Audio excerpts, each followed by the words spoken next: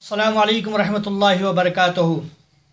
منظر محسن صاحب نے پیغام شیخ الاسلام بھیجا ہے۔ عرس مقدس اعظم ہند میں ایک قابل تقلید لائق تحسین اقدام، شیخ الاسلام والمسلمین، رئیس المحققین، امام المتکلمین، تاجدار اہل سنت، مفسر قرآن، مفتی سواد اعظم، مجدد دورہ حضرت العلامہ مولانا سید محمد مدنی میاں اشرفی، آستانہ مقدس اعظم ہند کا چوچا شریف کے عرس میں یہ حکم فرمایا، اپنے مریدین، اپنے عقیدت مندوں سے فرمایا کہ عرس میں آنے والے زائرین سن لیں کہ مزار پر صرف ایک چادر چڑھائی جائے گی۔ اگر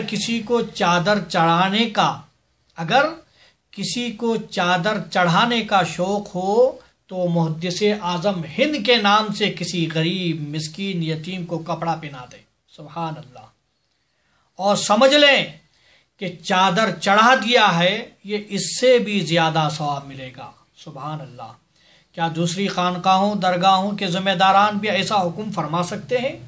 کاش دوسری خانقاہوں میں بھی ایسے احکامات جاری ہونے لگے تو مسلمانوں کے حالات بہتر سے بہتر ہو جائیں گے۔ انشاءاللہ تعالی ہم پیغام شیخ الاسلام